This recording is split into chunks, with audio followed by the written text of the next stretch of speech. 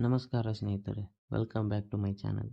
Kannada big boss season 13 ಇದೇ August 16ರಿಂದ ಅಧಿಕೃತವಾಗಿ ಆರಂಭವಾಗುತ್ತಿದೆ. ಆದರೆ ಸ್ಪರ್ಧಿಗಳ ಆಯ್ಕೆಗಾಗಿ ಅಗ್ನಿ ಪರೀಕ್ಷೆ ಎಂಬ ಕಾರ್ಯಕ್ರಮವನ್ನು ಆರಂಭಿಸಿರುವ ಬಿಗ್ ಬಾಸ್ ತಂಡ ಈಗ ಸೋಷಿಯಲ್ ಮೀಡಿಯಾದಲ್ಲಿ ಯಾವ ಮಟ್ಟಕ್ಕೆ ಸದ್ದು ಮಾಡುತ್ತಿದೆ ಎಂಬುದು ತಮಗೆಲ್ಲರಿಗೂ ತಿಳಿದೇ ಇದೆ. ಆದರೆ ಈಗ ಬಿಗ್ ಬಾಸ್ ಪ್ರೋಮೋದಲ್ಲಿ ಅಧಿಕೃತವಾಗಿ ಇಬ್ಬರು ಮಹಿಳಾ ಸ್ಪರ್ಧಿಗಳನ್ನು ಬಿಗ್ ಬಾಸ್ ಮನೆಗೆ ಕಳಿಸಲು ಕನ್ಫರ್ಮ್ ಮಾಡಿದ್ದಾರೆ. 4 ಜನ ತೀರ್ಪುಗಾರರು ಈ ಇಬ್ಬರು ಸ್ಪರ್ಧಿಗಳಿಗೆ ಗ್ರೀನ್ ಸಿಗ್ನಲ್ ಅನ್ನು ನೀಡುವ ಮೂಲಕ ಬಿಗ್ ಬಾಸ್ ಮನೆಗೆ ಇವರಿಗೆ ಅರ್ಹತೆಯನ್ನು ನೀಡಿದ್ದಾರೆ. ಮೊದಲಿಗೆ 20 ವರ್ಷದ ಯುವತಿಗೆ ತೀರ್ಪುಗಾರರು ಗ್ರೀನ್ ಸಿಗ್ನಲ್ ನೀಡಿದ್ದಾರೆ. ಆಕೆಯ ಹೆಸರು ಕುಮಾರಿ. ಇವರು ತಮ್ಮ ಸಹಜ ವ್ಯಕ್ತಿತ್ವ, ಮುಗ್ಧ ಮಾತುಗಳ ಮೂಲಕವೇ ತೀರ್ಪುಗಾರರ ಹೃದಯ ಗೆದ್ದಿದ್ದಾರೆ. ಇನ್ನು ಎರಡನೇ ಸ್ಪರ್ಧಿ ವಯಸ್ಸಿಗೆ ಯಾವುದೇ ಮಿತಿಯಿಲ್ಲ ಎಂಬ ಸಂದೇಶವನ್ನು ಸಾರುವಂತೆ ಜೀವನದ ಅಪಾರ ಅನುಭವವನ್ನು ಹೊಂದಿರುವ ಕೋಲಾರ ಜಿಲ್ಲೆಯ ಬಂಗಾರಪೇಟೆಯ 72 ವರ್ಷದ ರತ್ನ ಅವರು.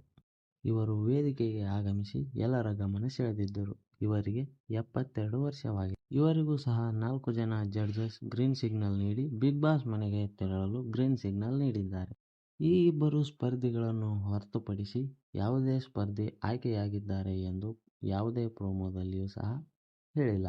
ಆದರೆ ಇದೇ ಮೊದಲ ಬಾರಿಗೆ ಕಾಮನ್ ಮ್ಯಾನ್ಗೆ ಬಿಗ್ ಬಾಸ್ ಮನೆಗೆ ಹೋಗಲು ಎಂಟ್ರಿ ನೀಡುತ್ತಿದ್ದು, ಇದೇ ಮೊದಲ ಸೀಸನ್ನಲ್ಲಿಯೇ ಅಗ್ನಿ ಪರೀಕ್ಷೆ ಎಂಬ ಕಾರ್ಯಕ್ರಮವನ್ನು ಆರಂಭಿಸಿದ್ದಾರೆ. ಆದರೆ ಇಷ್ಟು ದಿನಗಳ ಕಾಲ 12 ಸೀಸನ್ಗಳೂ ಸಹ ಸೆಲೆಬ್ರಿಟಿಗಳೇ ಬಿಗ್ ಬಾಸ್ ಮನೆಗೆ ಬರುತ್ತಿದ್ದರು. ಆಗ ಯಾವುದೇ ಪರೀಕ್ಷೆಗಳು ಇರುತ್ತಿರಲಿಲ್ಲ. ಆದರೆ ಕಾಮನ್ ಮ್ಯಾನ್ಗಳಿಗೆ ಇವರು ನೀಡುತ್ತಿರುವ ಟಾಸ್ಕ್ಗಳು ನೋಡಿದರೆ ಇವರು ನೀಡ್ತಾ ಇರುವ ಟಾಸ್ಕ್ ಬಿಗ್ ಬಾಸ್ ಮನೆಗೂ ಹೋಗೋದಕ್ಕೂ ಯಾವುದೇ ಸಂಬಂಧನೇ ಇಲ್ಲ ಅಂತ ಅನಿಸುತ್ತೆ.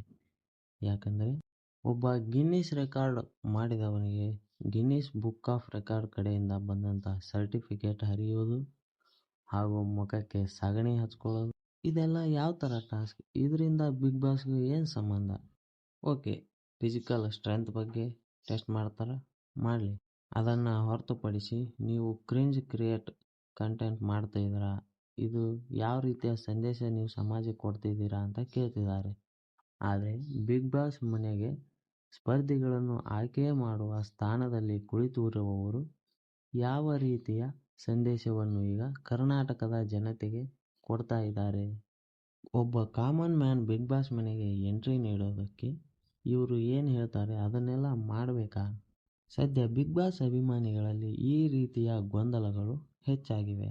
ಆದರೆ ಇದೇ 16ರಂದು ಬಿಗ್ ಬಾಸ್ ಅಧಿಕೃತವಾಗಿ ಆರಂಭಗೊಳ್ಳಲಿದೆ. ಕೇವಲ ಪ್ರೋಮೋಗಳನ್ನು ನೋಡಿ ಗೊಂದಲದಲ್ಲಿರುವ ಪ್ರೇಕ್ಷಕರಿಗೆ 16ರಂದು ಉತ್ತರ ಸಿಗಲಿದೆ.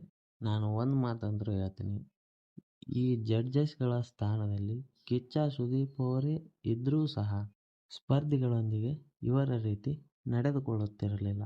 ಇದರ ಬಗ್ಗೆ ನಿಮ್ಮ ಅಭಿಪ್ರಾಯ ಏನೆಂದು ಕಮೆಂಟ್ ಮಾಡಿ. ಹಾಗೂ ಇದೇ ರೀತಿಯ ಸ್ಯಾಂಡಲ್ವುಡ್ನ ಮಾಹಿತಿಗಳಿಗಾಗಿ ನಮ್ಮ ಚಾನಲನ್ನು ಸಬ್ಸ್ಕ್ರೈಬ್ ಮಾಡಿಕೊಳ್ಳಿ ಹಾಗೂ ಈ ವಿಡಿಯೋಗೆ ಒಂದು ಲೈಕ್ ಮಾಡಿ. ಧನ್ಯವಾದಗಳು.